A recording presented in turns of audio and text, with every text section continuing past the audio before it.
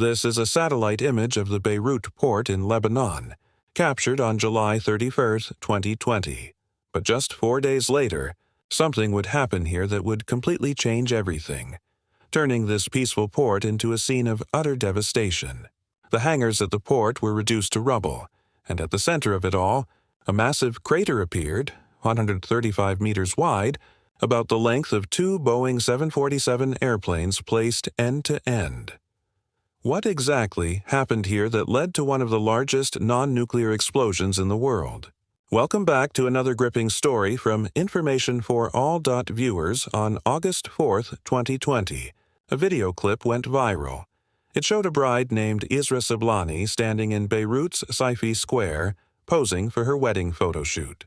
Everything seemed magical until suddenly, a powerful shockwave ripped through the area, forcing everyone to run for their lives. Exactly 23 minutes earlier, at 5:45 p.m., some welders were fixing a hole in a wall at one of the port's hangars, but sparks from their work accidentally ignited a fire inside the warehouse. This particular hangar was known as Hangar 12, located right next to the sea.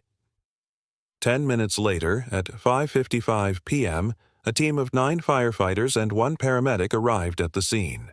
After observing the situation, they reported over the radio that something felt wrong. The fire was growing uncontrollably, and strange popping sounds were coming from inside. Just 12 minutes later, at 6:07 p.m., a massive explosion occurred. In videos of the blast, you can see white smoke and flashes of fireworks bursting in the air. Hangar 12 was known to be storing a shipment of fireworks, which likely caused this first explosion. The blast had the strength of 1/500 kilograms of TNT. Before people could even realize what had just happened, 30 seconds later, another explosion erupted, far more powerful than the first one. This second blast was captured by many cameras since people had started filming after the initial fire. A gigantic fireball rose into the sky, and the shockwave that followed traveled faster than the speed of sound. A strange white dome appeared, spreading across the city. It was actually water vapor, created by the intense pressure of the shockwave. Moments later, a massive red cloud filled the sky, which experts later confirmed was proof of ammonium nitrate burning inside the hangar. The explosion was so powerful that people 200 kilometers away in Cyprus ran out of their homes in fear. The shockwave shattered windows at Beirut Airport, 8 kilometers away, and even ripped steel bars from buildings nearby. To understand its sheer scale, the U.S. Geological Survey recorded it as a 3.3 magnitude earthquake. Scientists from the University of Sheffield estimated the blast to be equivalent to 1.5 million kilograms of TNT, around 1,000 times stronger than the first explosion and roughly 10% of the atomic bomb dropped on Hiroshima. Everything near the blast site was annihilated. The surrounding hangars vanished into dust as if they had never existed. Ships docked nearby were severely damaged, and a massive 5-star cruise ship named Orient Queen, 390 feet long, was thrown into the air before crashing back into the sea upside down. The explosion left behind a 135-meter-wide crater, instantly filled with seawater. The Beirut explosion is still remembered as the largest non-nuclear blast in history. It was so immense that it even disturbed Earth's ionosphere, the outermost layer of our atmosphere, disrupting GPS and radio signals for a few seconds. What followed looked nothing short of an apocalypse. Entire neighborhoods were reduced to ruins. Northern Beirut saw buildings flattened, trees uprooted, cars flipped, and twisted steel scattered everywhere. The explosion wiped out the city's electricity supply, halting rescue operations for hours. Military bulldozers were brought in to clear roads so that emergency workers could reach the area. In total, 218 lives were lost, more than 7,000 people were injured, and around 12% of Beirut's population was left homeless in the blink of an eye. Hospitals that were supposed to treat the wounded were themselves destroyed. Many medical centers started treating patients in parking lots and sidewalks. One hospital, St. George Hospital, located just a few meters from the port, was completely destroyed. Yet, doctors and nurses continued treating patients on broken pavements outside. Despite their efforts, thousands of injured people had to be turned away because there was simply no space left, not even on the sidewalks.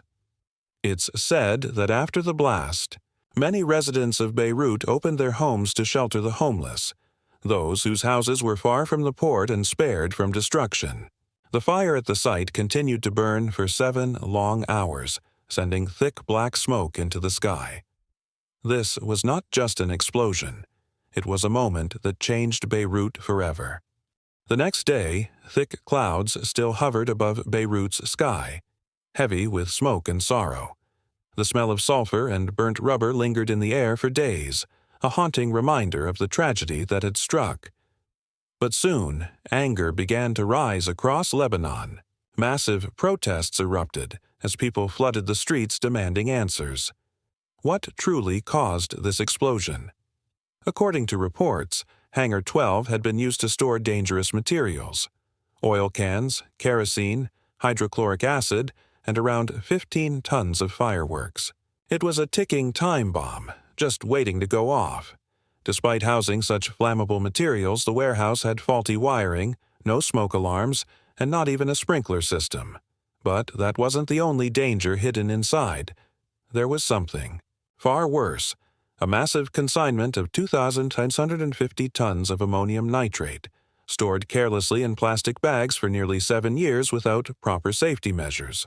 This chemical is commonly used as a fertilizer in agriculture or as an explosive in the mining industry. It has even been used in several terror attacks around the world. The protesters demanded to know, why was such a massive quantity of ammonium nitrate stored so close to where thousands of people lived? And most importantly, who was responsible? The story of this tragedy actually began back in 2013. A Russian ship named MV Rosus, sailing from Georgia to Mozambique, had been at sea for over a month when it was forced to dock at Beirut due to technical problems. On board was that same 2,950-ton shipment of ammonium nitrate. Once the ship docked in Beirut, it never left again. The ship's captain later revealed that the vessel's owner was in serious financial trouble. He had planned to take on extra cargo from Lebanon to earn some money before continuing to Mozambique. But the additional cargo made the ship dangerously overloaded, so the crew refused to sail. In response, the owner stopped paying their salaries and even failed to pay the port fees. The Beirut authorities kept the crew trapped on the ship for 11 months, as they didn't have visas to enter Lebanon. In 2014, the crew was finally released, but the ship itself was seized because of unpaid fees and duties. The explosive cargo was then confiscated by authorities and moved to Hangar 12, where it would remain, neglected, until that fateful day in 2020.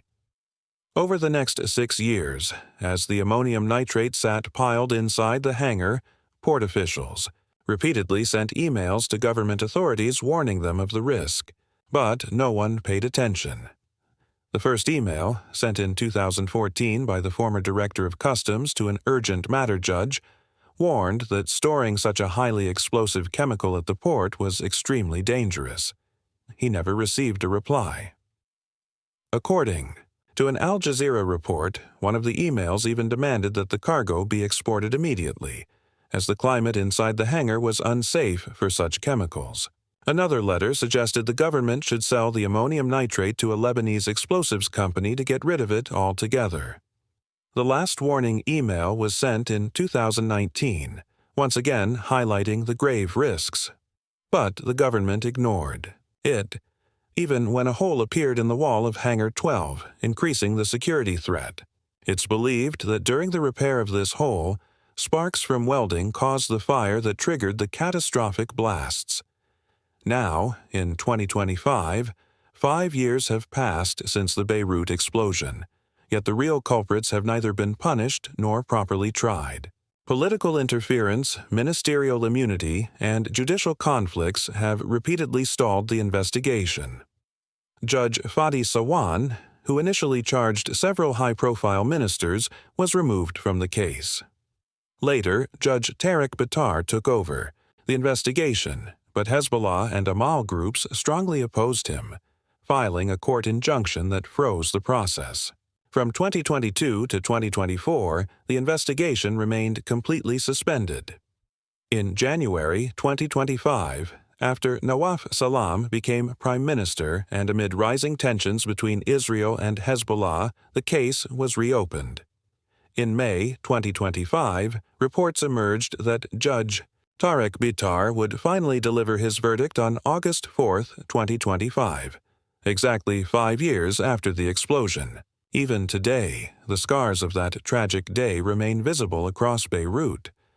At the blast site now stands an 8-foot-tall statue, made from the debris of shattered glass, twisted metal rods, and ruined homes. The statue depicts a woman holding a sword, symbolizing strength and remembrance for the 218 souls who lost their lives. Beneath her feet lies a broken clock, forever frozen at 6:08 p.m., the exact moment the explosion tore through Beirut.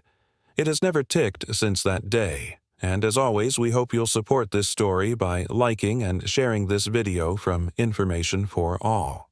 Thank you all for your kind comments and constant love. We'll see you again in our next incredible video.